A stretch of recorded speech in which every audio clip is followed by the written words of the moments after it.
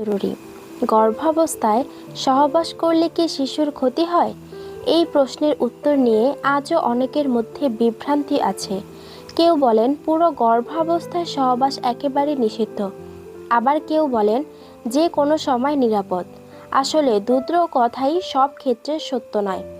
আজ মাত্র 4 মিনিটে জানবেন কোন পরিস্থিতিতে সহবাস নিরাপদ হতে পারে এবং কখন অবশ্যই এড়িয়ে চলা উচিত। শেষ পর্যন্ত থাকুন, কারণ শেষে একটি প্রচলিত ভুল ধারণা ভেঙে দেব। প্রথমে একটি গুরুত্বপূর্ণ বিষয়, গর্ভাবস্থায় কোনো অসুস্থতা নয়।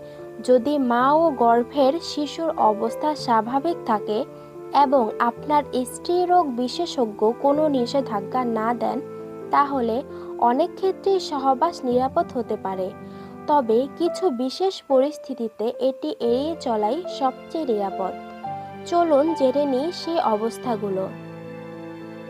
কখন সহবাস করা উচিত নয়? 1. যৌনিপথে রক্তপাত হলে। গর্ভাবস্থায় যে কোনো রক্তপাতকে গুরুত্ব দিন।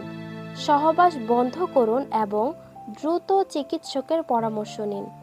2. পানি ভেঙে গেলে বা লিক হলে, এতে সংক্রমণের ঝুঁকি বেড়ে যায়, তাই সহবাস করা উচিত নয়। 3. প্লাসেন্টা প্রিভিয়া থাকলে।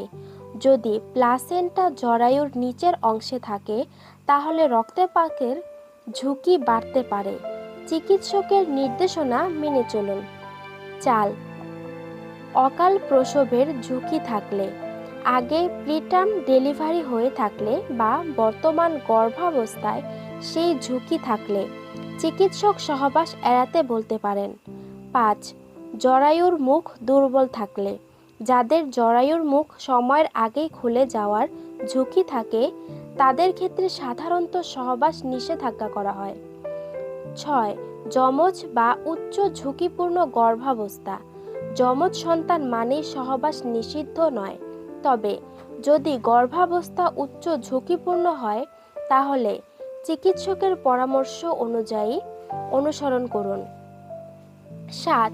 সহবাসের সময় বা পরে ব্যথা, নিয়মিত সংকোচন, রক্তপাত বা অস্বাভাবিক তরল বের হলে সঙ্গে সঙ্গে সহবাস বন্ধ করুন। দ্রুত চিকিৎসকের সঙ্গে যোগাযোগ করুন। 8. যৌনবাহিত সংক্রমণ থাকলে।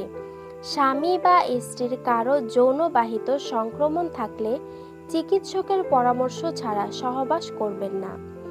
একটি প্রচলিত ভুল ধারণা, অনেকে মনে করেন গর্ভাবস্থায় সহবাস করলেই শিশুর গায়ে আঘাত লাগে। এটি সঠিক নয়। স্বাভাবিক গর্ভাবস্থা শিশুটির জরায়ুর দেয়াল, অ্যামনিওটিক তরল এবং জরায়ুর মুখের সুরক্ষার মধ্যে থাকে।